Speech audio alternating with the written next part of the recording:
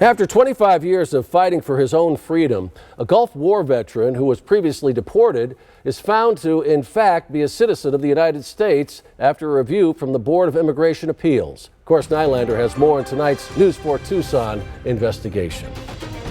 George Ibarra served our country as a Marine during Operation Desert Storm in the early 90s. He's become homeless after a long fight to prove his citizenship, but now a major victory in his personal war.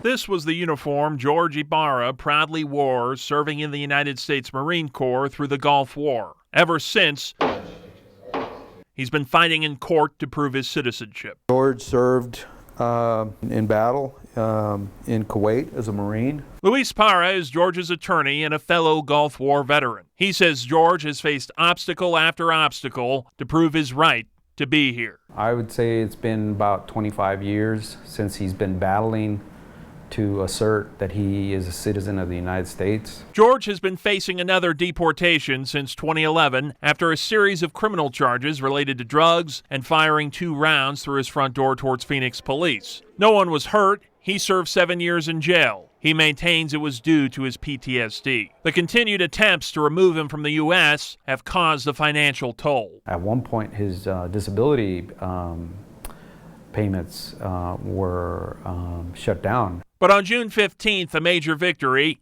after waiting on an appeal made in 2018. The Board of Immigration Appeals in Eloy upheld a previous judge's ruling that determined George, also known as Jorge Ibarra Lopez, is in fact a citizen due to his maternal grandfather being born in Bisbee, which they say passed on citizenship to his mother before he was born in Nogales, Mexico. That victory was solidified this month as the Department of Justice's 30-day period to appeal expired without any objections. His removal proceedings have now been terminated as per this decision.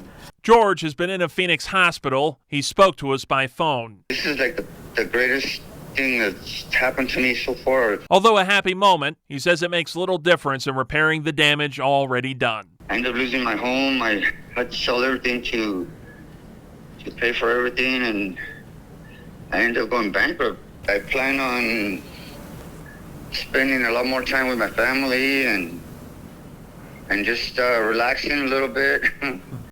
But Luis Parra says George isn't out of the trenches just yet. If the Department of Justice chooses, they could take this to a federal court, continue to hash this out further. No indication of that at this point. But I reached out to the Department of Justice for a statement on this. We have yet to hear back. Investigating for you, Cora Nylander, News 4 Tucson.